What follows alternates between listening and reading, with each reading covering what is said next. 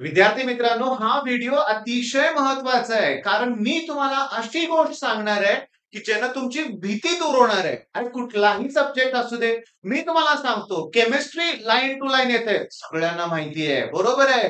अरे पण त्या फिजिक्सचं काय करायचं? बऱ्याच मुलांचा प्रश्न आहे. मग मी तुम्हाला असा सोर्स सांगणार आहे ना, की जे बघितल्यानंतर तुम्हाला अतिशय आनंद होणार आहे, कॉन्फिडन्स तुमचा वाढणार आहे. आणि नुसता सोर्स सांगणार नाहीये मी कसा अभ्यास केला पाहिजे आणि तुम्हाला मदत करायला मी असणार आहे लक्षात घ्या. तर शेवटपर्यंत हा व्हिडिओ बघायचा. पण सगळ्यात इम्पोर्टंट की तुम्ही आमचे WhatsApp ग्रुप, Telegram ग्रुप हे नक्की जॉइन केले असतील. नसेल केले तर जॉइन करा.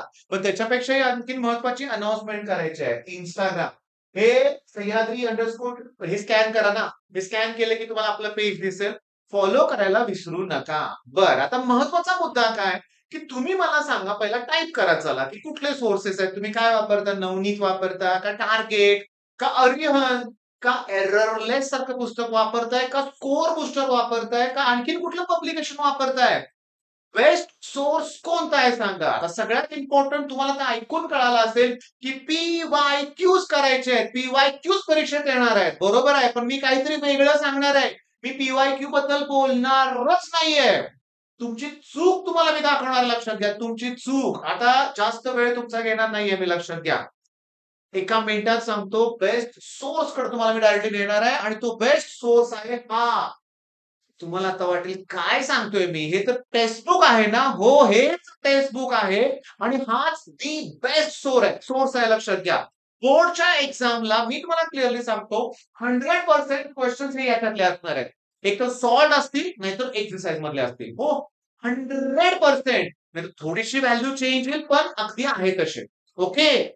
चला तुम्ही म्हणाल चला बोर्डचं एक्झामचं माहिती आहे हो सर, ते सीईटीचं काय करायचं? तर एका मिनिटात मी तुम्हाला 2025 चा क्वेश्चन दाखवतो. 21 एप्रिल मॉर्निंग शिफ्ट म्हणजे शिफ्ट 1 ला आलेला क्वेश्चन आहे.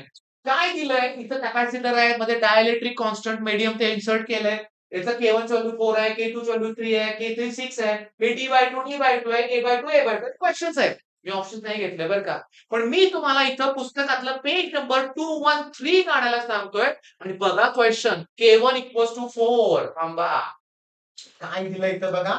K1 इक्वल्स टू 4 इकडे पण दिलंय K1 इक्वल्स टू 4 त्याच्यानंतर मी तुम्हाला सांगतो इथं दिलंय K2 equals to 3 K3 equal to 6 K2 equal as it is जसाच्या तसा प्रश्न सीईटीला आलाय रे बाळांनो. मग आता मी तुम्हाला सांगतोय त्या मेथडनं तुम्ही जायचंय मग यश मिळणारच हे लक्षात घ्या. पहिली गोष्ट म्हणजे तुम्हाला कन्सेप्ट झाल्यानंतर ॲट एनी कॉस्ट पुस्तकातले सॉल्व्ह प्रॉब्लेम करा रे बाळांनो. अवघड वाटतात का प्रॉब्लेम? हां, रोटेशनल ओपन केल्यानंतर ते सोडवून दिलेलंच नको वाटतंय. पुस्तकातला प्रॉब्लेम सांगू का? 4 स्टेप डायरेक्ट करतात एकदम. फॉर्म्युले मिक्स करून डायरेक्ट लिहितात. तो कसा आला तुम्हाला सांगतच नाहीत. मग ह्याच्यासाठीच आपली फिजिक्स न्यूमेरिकल बॅच आहे. हां, त्या न्यूमेरिकल बॅचमध्ये रोटेशनलचे 10 फ्री व्हिडिओ आहेत. Instagramच्या पेजला फॉलो केलं. त्यात ॲपची लिंक पण आम्ही प्रोव्हाईड केली. प्ले स्टोरवरून ॲप डाउनलोड करा. बघा रे, आता थोडाच वेळ उरलाय. मी तुम्हाला सांगतो, फक्त एका महिन्यात तुम्ही फिजिक्स इम्प्रूव्ह करू शकताय. न्यूमेरिकल इम्प्रूव्ह करू शकताय, जर तुम्ही आपली न्यूमेरिकल बॅच बघितली तर. कारण त्यात मी सॉल्व्ह सगळे पुस्तकातले 100% न्यूमेरिकल घेतोय. बरं एमसीक्यू मध्ये, एक्सरसाइज मधल्या एमसीक्यू मधले न्यूमेरिकल घेतोय. एक्सरसाइज मधले सगळे क्वेश्चन मी सॉल्व्ह करून घेतोय आणि इलेक्ट्रोस्टॅटिकचे क्वेश्चन्स आहेत ना, तोच चाललाय आमचा सध्या टॉपिक म्हणूया आपण. आणि तो जो क्वेश्चन आहे तो नेक्स्ट लेक्चर मध्ये होणारच आहे. पण मुद्दा असा आहे की कन्सेप्ट झाल्यानंतर सॉल्व्ह प्रॉब्लेम केल्यानंतर एक्सरसाइज मधले प्रॉब्लेम केल्यानंतर तुमची फिजिक्सची चांगली तयारी होणार हे लक्षात घ्या. पण त्याचबरोबर तुम्हाला मग पीवायक्यूज करायचे बोर्डसाठी. बरं ते झाल्यानंतर पीवायक्यूज करायचे वाय लर्न मधून परीक्षेत आलेले प्रश्न आणि ते झाले की मग सीईटीच्या पीवायक्यूज करायचे आहेत लक्षात घ्या आणि मगच तुम्हाला यश मिळणार. फिजिक्स पुस्तकातलेच प्रश्न येतात. अरे मॅथ्स तर मी प्रूव्ह करून दाखवलंय तुम्हाला. डेरिव्हेटिव्ह डिफरन्शिएशन घेताना एक सॉल्व्ड प्रॉब्लेम आहे. 3-3 वेळा रिपीट झालाय सीईटीत. 80% प्रॉब्लेम हे पुस्तकातले ॲज इट इज सीईटी देतायत. त्या 80% मध्ये आणखी निम्म्याच्या आसपास प्रॉब्लेम तर पुस्तकातले जे सॉल्व्ड आहेत ना ते विचारले जात आहेत. बोर्डच्या एक्झाम मध्ये सुद्धा सॉल्व्ड प्रॉब्लेम केले जात आहेत. आता मी तुम्हाला चूक सांगतो. माझ्याकडं काही मुलं आहेत आता जी एक्झाम रिपीट करतायत सीईटीची. त्यांची जेव्हा मी पुस्तकं बघतोय टेक्स्टबुक नवी कोरी करकरीत पुस्तकं आहेत. रिझन वापरलीच नाहीत. आता तुम्ही जर जेईई साठी एखादी अकॅडमी जॉइन केली असेल ना, तुम्ही काय केलंय माहितीये का? मॉड्यूल्स एनसीईआरटी मॉड्यूल्स वापरलंय आणि आपलं जे बेस्ट बुक आहे ना, ह्याच्याकडे तुम्ही दुर्लक्ष केलंय. ही चूक आहे. गेल्या वर्षी मुलांनी चूक केली. यावर्षी मी कुणाला करून देणार नाही ही चूक लक्षात घ्या. फिजिक्स पुस्तकातले प्रॉब्लेम, केमिस्ट्री तर लाईन टू लाईन आणि बोर्डच्या एक्झाम मध्ये व्हॅल्यू चेंज होत नाहीत केमिस्ट्रीला. पुस्तकातले प्रॉब्लेम ऍज इट इज आहेत. सीईटीला पण तेच प्रॉब्लेम विचारतायत. दुसरं काही येत नाही रे बाळांनो. आता झालं केमिस्ट्री पुस्तक, टेक्स्टबुक, फिजिक्सला पण ते. मग बेस्ट सोर्स तोच आहे. पण याच्यानंतर आणखी मला बोलायचं आहे, मुलांना मात्र आयएमपी क्वेश्चन्स पाहिजे. मग दुसरं ते आपलं सह्याद्री ट्युटोरियल या चॅनलवरती आयएमपी क्वेश्चनचे गेल्या वर्षीचे मी व्हिडिओ प्रोव्हाइड केलेत ना, ते बिनधास्त फॉलो करा.